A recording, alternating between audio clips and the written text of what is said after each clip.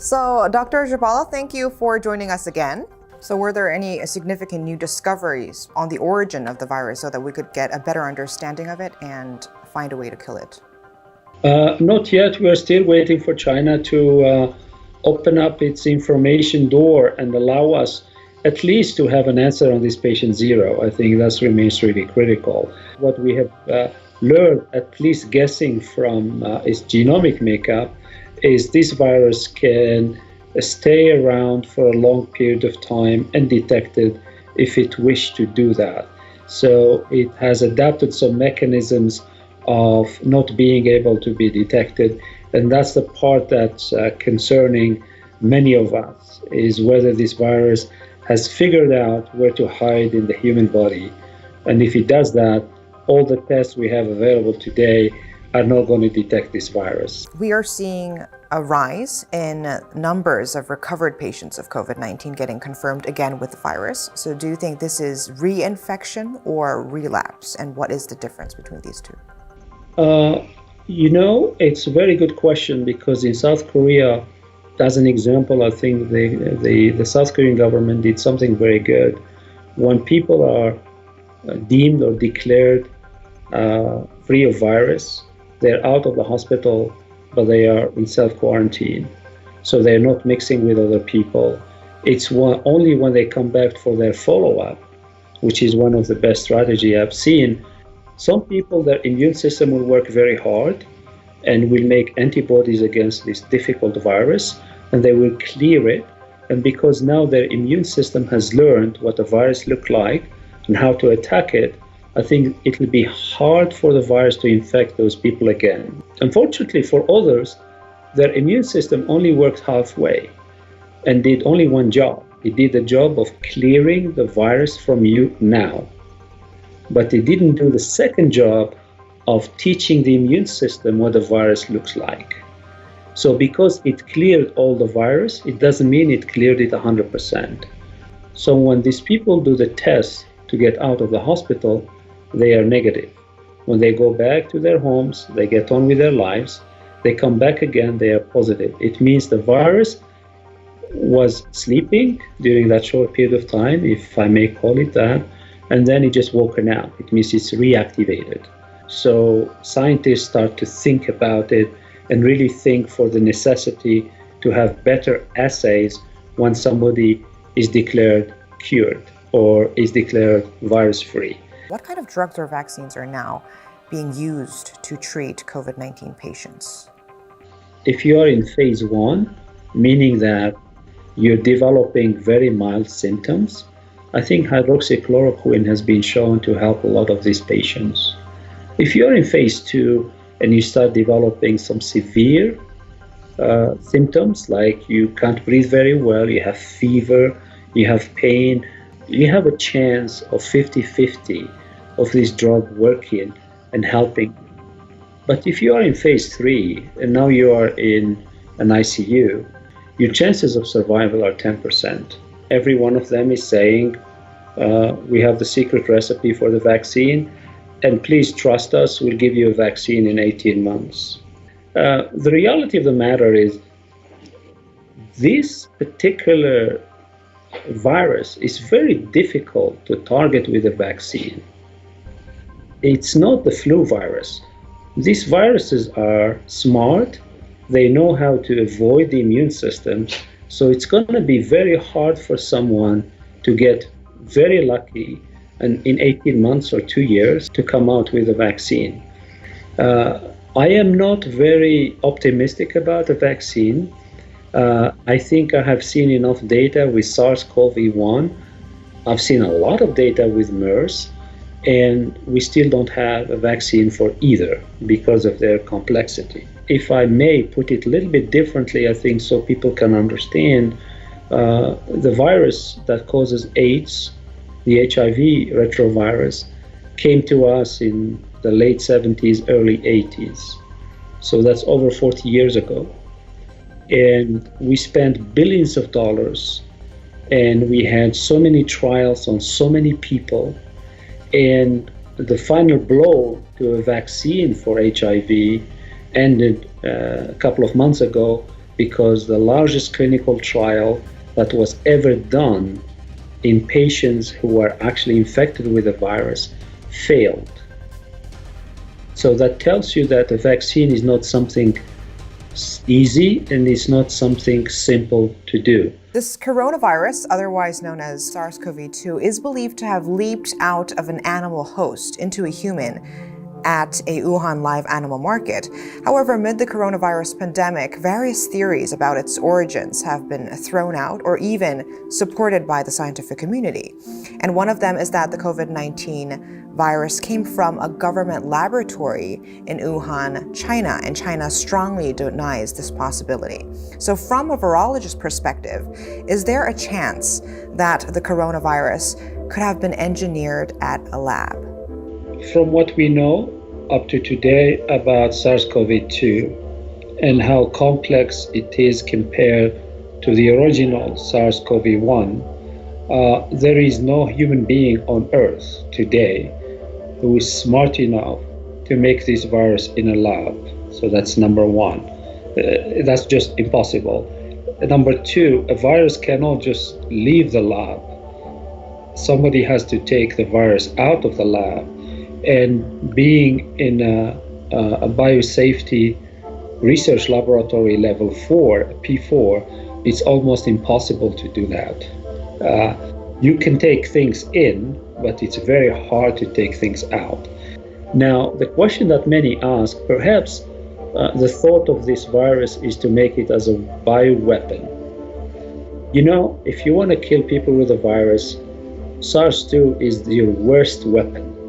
There are better viruses that can wipe out the whole population on this planet. This virus is 100% natural.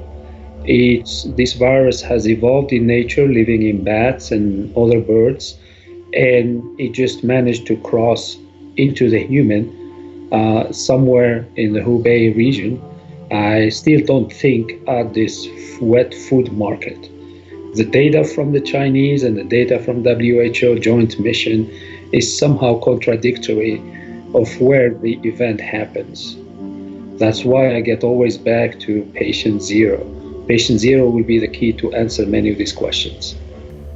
So you're saying that there is no possibility that the naturally occurring virus could have accidentally escaped from the lab by maybe a staff or scientist being accidentally infected with the virus and spreading it throughout Wuhan? The biosafety level 4 is almost like you're in a spacecraft floating somewhere in space. If you infect yourself, it means you're going to puncture your suit. And if you puncture your suit, it means your oxygen consumption and oxygen levels in the suit will decrease. And when that happens, there'll be red alarms that are going to sound. To infect yourself in a P4 lab without anyone noticing, it's almost impossible because of all the high technology, the cameras, and you're not allowed to work by yourself. So you always work either in twos or in threes. And because everything is computerized in terms of oxygen consumption, I think if there is a puncture in your suit, everyone would know about it. But I was very surprised that some of these conspiracy theories were actually backed by scientists. I think we live in the world of make-believe, if I may call it that. I think there are people who are looking for this 20-second spotlight fame, including the Nobel Prize from France, Luc Montagnier. I think people who manipulate viruses on a daily basis have come out and disagreed with him. Because the only thing we can do to a virus like this is to make it weaker and weaker so we can use it as a vaccine, what we call a live attenuated virus. It means it's still alive, but it's not going to kill you, but it's going to give time for your immune system to react and to make antibodies. Apart from that, it's very hard to manipulate, particularly SARS-CoV-2. If any of these scientists who are speaking to the fact, I think they can come out with proof and with evidence, or even show us how a virus can escape a P4 lab. I personally, I'll be very, very interested in that, but I really doubt it. I think people like to always join when there is an argument, and I think for some people it's either to settle some old scores or to really create a buzz for themselves. But overall, I am 100% confident that there is not a single human being on earth who can, one, synthesize the virus, and two, can infect themselves, leave the P4 lab, and unleash this virus on the rest of the world.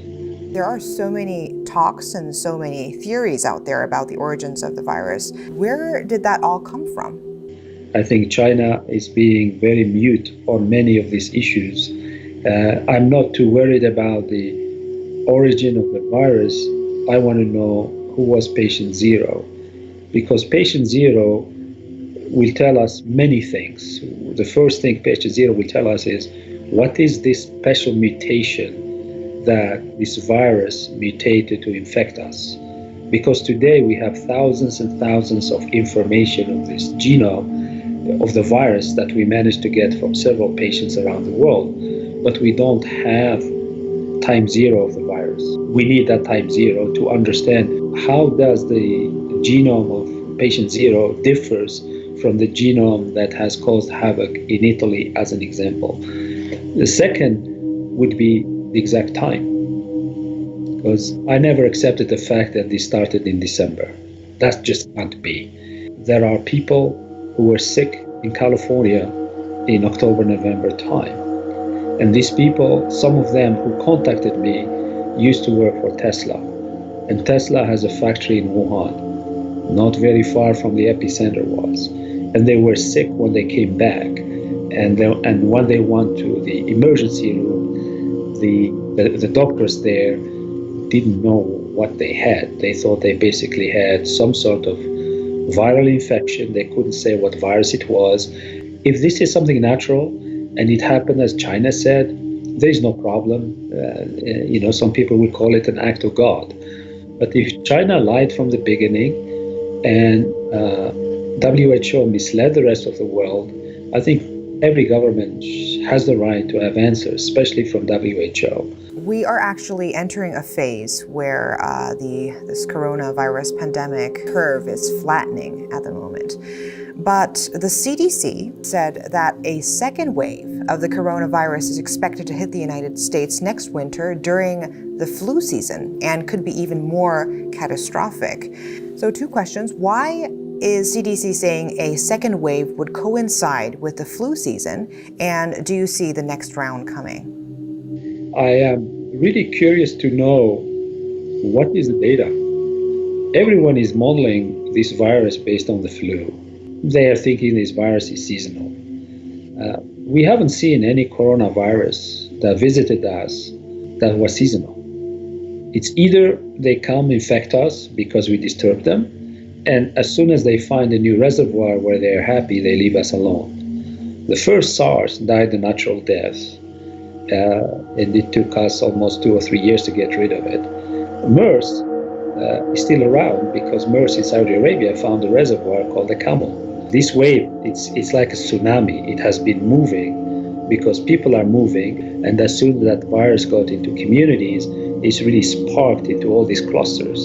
So if you get rid of all the clusters, I can't see how a second wave would come. The country that worries me most about the second wave is China. I am just not comfortable in my chair about the numbers from China, about only one region. The reason is they are actually talking these days more about doing more tests. It's very strange. If you say you controlled the virus because you did this harsh confinement, why are you retesting people again? It means you have new cases, that you're changing the definition of new cases, so your numbers will always kind of fluctuate between the hundreds. And that worries me from China. I think if a second wave would come, it would come from China. But I hope all the governments now know the story, and they have to be very vigilant, especially with respect to business with China in terms of people moving back and forth. I think if they lower their bars and allow air traffic to China to resume as normal, of course, a second, a third, a fourth, a fifth wave will come. But in terms of seasonal, and it will be weather dependent, coronaviruses are not weather dependent. They're not the flu virus. The many countries who have been recently speaking about opening their countries, opening their schools, even giving dates when the schools would open, I hope they are doing this with extreme caution and understanding what the consequence can be.